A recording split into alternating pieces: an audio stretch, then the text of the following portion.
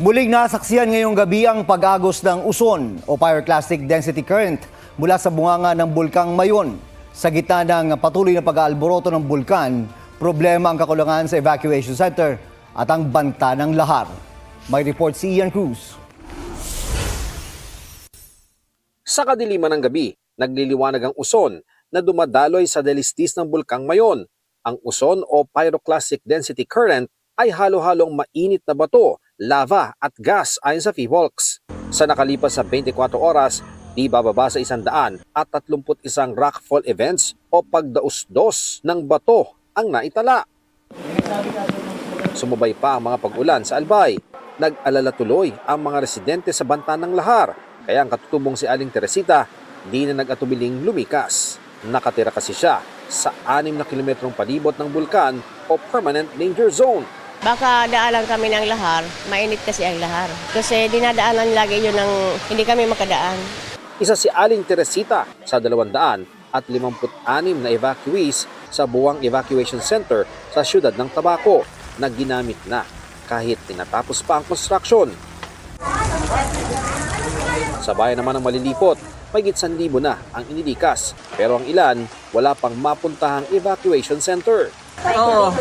Dahil mong kinag-assist kaya sa muya kung saan ang available. Gagawa naman namin ng paraan para maging convenient sila sa evacuation center. Ayon sa Albay Public Information Office, halos 400 pamilya o katumbas ng mahigit 1,500 individual na ilikas sa buong probinsya. May ilan namang binalikan ang kanilang kabuhayan at alagang hayop sa loob ng 6-kilometer permanent danger zone. Hindi, nagbababa naman kami. Para nag-ano lang kami ng yung mga hayop. May animal shelter tayo sa San Antonio. Kung may mga gano'n, mga alagang hayop o animal, dalhin sa animal center. Nasa alert level 3 ang Bulkang Mayon ngayon. Ayon sa PHIVOLCS, tila hawig sa nangyari noong 2023 ang ipinakikitang senyales ng Mayon ngayon. Ang kaibahan nga lang, nakitaan ng bulkan ngayon ng pamamaga o ground deformation. Ibig sabihin may material ka na gumigit-git, tumataas. So kaya siya namamaga. So signal to na may pressurization doon sa bulkan. So if this will follow the 2023 template, this would be longer than the 2023 kasi nga meron kang magma.